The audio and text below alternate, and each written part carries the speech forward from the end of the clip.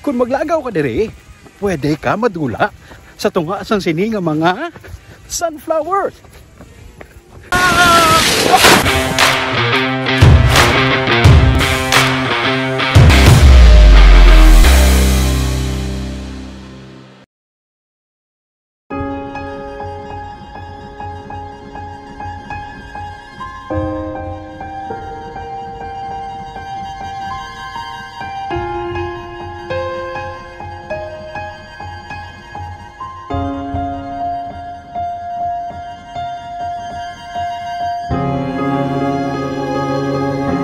Diri sa may OISCA sa Bago, hindi lang training center, diri makita ang 5,000 ka mga puno sa sunflower kag ginatawag nga autumn flowers ng Japan nga cosmos.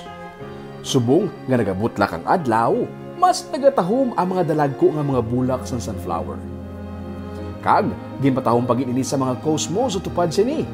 Ang OISCA ang yara sa barangay Tabunan sa Bago City. Pwede ka mag-agi via Alihis Circumferential Road diretso sa Barangay Kabug, lusot sa Bacolod Negros Occidental Economic Highway o kung Banoche, rekta sa dalan nga angguan mo ang BJMP. Pag-abot sa BJMP, turn right, kaga a few meters lang, ara na dira ang OISCA.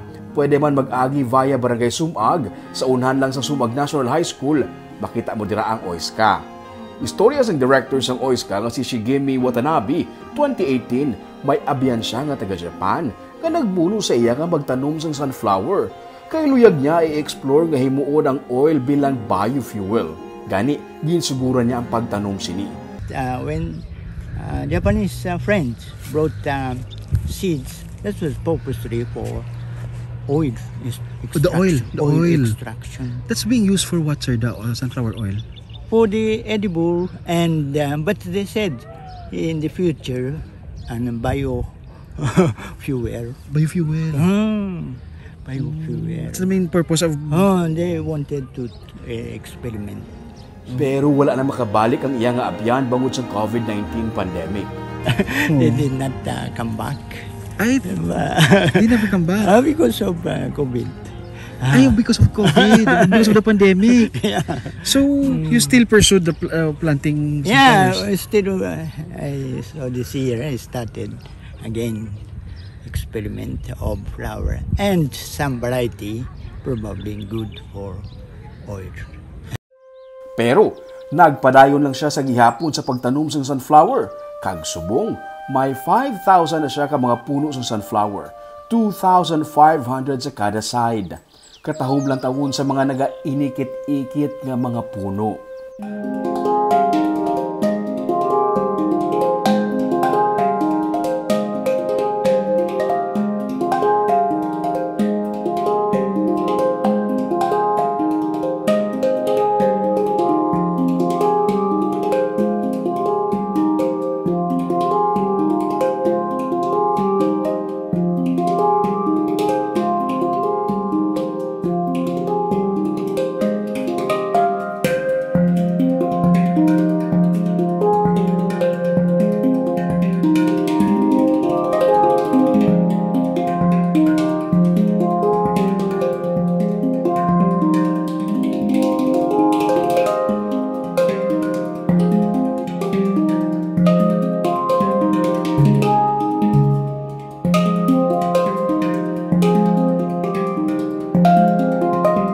Bangod nakita niya nga kadamo na lipay maglantaw sa mga bulak, ginbuksan niya ini sa publiko. Donasyon lang ang ihatag kag wala sang entrance fee. Nalipay siya nga makita nga nagakalipay ang mga tawo nga nagalantaw sa iya nga mga bulak. Myself and my friend, enjoy, and our friends, our people in Bacolod, when go to bank or still, people asking when to start resume sunflower. They wanted to come to see the sunflowers. Yeah. Wala labot sa sunflower, may autumn flowers pagid siya nga ginpangtanom sa tupad sini kon mga cosmos. Sa Japan kuno abi, kadamo sang flower gardens nga nagahatag sang kalingawan sa mga pumuluyo gani napansara niya man nga magpadamo man sa sini nga bulak para makapalipay pagid sa tawo. That is one typical autumn flower in Japan. Autumn flower. Very popular at this time, autumn. So I tried.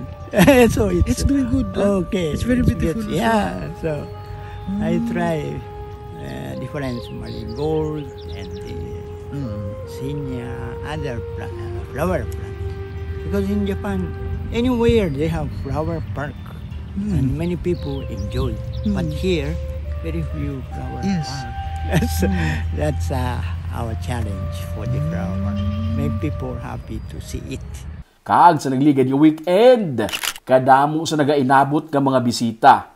Bata kag tigulang, nagapamasyar kag naga-enjoy sa view. Iban, gikan pa sa southern kag northern Negros. Nangin paborito ini nga spot for pictorial. Hindi lang para sa mga bagets, pero pati na sa mga bagets at heart. Calling good, I feel the sun.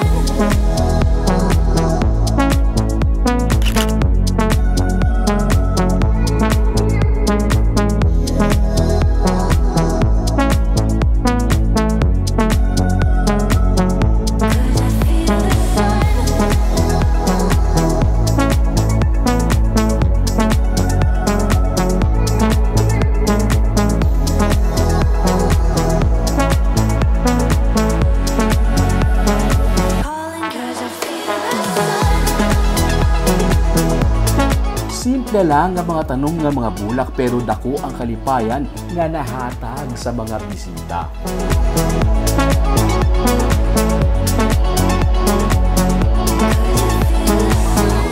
Kung magkanto ka diri, tandaan nga hindi man paglapakan ang mga bulak, hindi pagpangutdon ang mga bulak para padayon sa gihapon makahatag sa kalipayan sa iban pagid nga mga bisita.